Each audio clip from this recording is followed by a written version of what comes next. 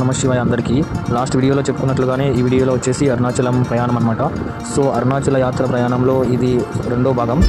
ఈ వీడియోలో శేషాచల అడవుల యొక్క అందాలని మీకు చూపించడంతో పాటు అరుణాచలంలోని కొన్ని సీనరీస్ మీకు చూపించడం జరుగుతుంది. సో వర్షం కారణంగా క్లైమేట్ సరిగ్గా లేకపోవడం వల్ల వీడియోస్ పూర్తిగా తెలియకపోయాను. దానికి మీరందరూ నన్ను క్షమించాలి. అండ్ అలాగే వీలైనంత వరకు మంచి సీనరీస్ అండ్ లొకేషన్స్ మీకోసం వీడియో తీసి పెట్టాను అనమాట. సో అండ్ అలాగే మేము గోవిందరాజ స్వామి దర్శనం అయిపోయిన తర్వాత తిరుగు ప్రయాణంగా రైల్వే స్టేషన్కి వెళ్ళి మళ్ళీ తిరుపతి నుంచి అరుణాచలం తిరువణమలైకి మా ప్రయాణాన్ని మొదలుపెట్టాము. తిరుపతి నుంచి తిరుపతికి ఎలా జరిగిందో ప్రయాణం, అలాగే తిరుపతి నుంచి తిరువణమలై కూడా అలాగే జరిగిందనమాట. సో వెళ్ళగానే టికెట్స్ ట్రైన్లో సీట్స్ దొరికాయన్నమాట. సో ప్రశాంతంగా కూర్చొని వెళ్ళాము. ఇదంతా దైవ ప్రయాణం అన్నగానే దేవుడి సాయంతో ప్రయాణం అనేది సాఫీగా సాగుతుందన్నమాట. సో ప్రకృతి అందాలను ఆస్వాదిస్తూ అలా మధ్యలో వర్షం పడుతూ ఉంటే ఆ చల్లగాలికి ప్రయాణం సాగిస్తూ ఉన్నామన్నమాట. అండ్ అలాగే మరి ఒక 5 గంటల్లో మేము తిరువణమలైకి చేరుకోబోతున్నాము. ప్రయాణం ముగించుకొని ఇంకా కాసేపట్లో తిరువణమలైలో అడుగు పెడతామనగా వర్షం మొదలైందనమాట. పూర్తిగా క్లైమేట్ మొత్తం మారిపోయింది. ఆ వీడియో మీరు ఇక్కడ చూడవచ్చు. ఒరిజినల్ సౌండ్ కూడా దీనికి నేను యాడ్ చేస్తాను, అది చూడండి. ఇలా రైలు దిగామో లేదో అలాగా వర్షం పట్టుకుంది కదా. సో ఆ ఎగ్జైట్మెంట్లో వీడియో తీస్తున్నాను. నాతో పాటు వచ్చిన స్వాములందరూ ఏంటి స్వామి ఈ సిచ్యువేషన్లో వీడియో తీస్తున్నామా అన్నారు. అక్కడ కొంచెం ఫన్ జరిగిందనమాట. అంత నవ్వుకున్నాము. ఎందుకంటే మనం ఎప్పుడో సగా వచ్చేది ప్రయాణాలకి. సో అందుకనే వచ్చిన వెంటనే ఇలా వర్షం పడడంతో ఆ ఎగ్జైట్మెంట్లో వీడియో తీశాను. అండ్ అలాగే ఆటో ఎక్కుదామని బయటకు రాగానే ఫుల్గా వాటర్ ఉన్నాయన్నమాట. సో ఒక్క ఆటో కూడా దొరకలేదు. ఆటో ప్రైజెస్ కూడా చాలా ఎక్కువ చెప్పారు. బట్ అదే రకంగా గుడికి అయితే వెళ్ళాలి కాబట్టి గుడి వరకు ఆటోలో ప్రయాణించాము.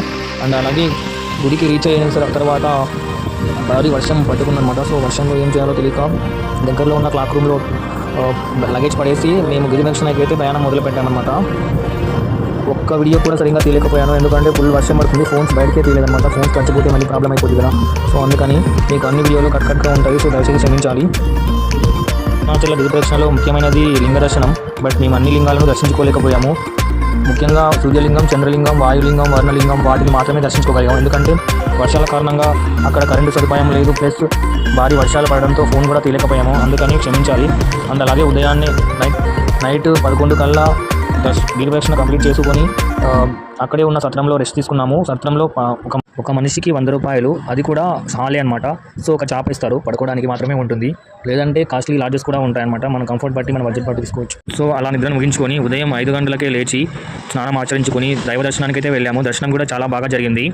వీడియోలు తీసుకోలేకపోయినా భారీ వర్షాలు పడుతున్నా అరుణాచలేశ్వరుని దర్శనం కాగానే మనసుకు ఎంతో ప్రశాంతంగా అనిపించింది. ఎందుకంటే ఎన్నో జన్మల పుణ్యం ఉంటే కానీ అరుణాచలంలో అడుగుపెట్టలేమంట. సో మీరు కూడా అరుణాచలం వెళ్ళి దర్శించుకుంటారని మనస్ఫూర్తిగా కోరుకుంటున్నాను. అలాగే ఆ పరమశివుని ఆశీస్సులు మీ అందరికీ ఉండాలని కోరుకుంటూ ఈ తాడిపత్రి నుంచి అరుణాచలం ప్రయాణం వీడియో 1 అండ్ వీడియో 2 ఎలా అనిపించాయో కింద కామెంట్లో తెలపండి. Please subscribe and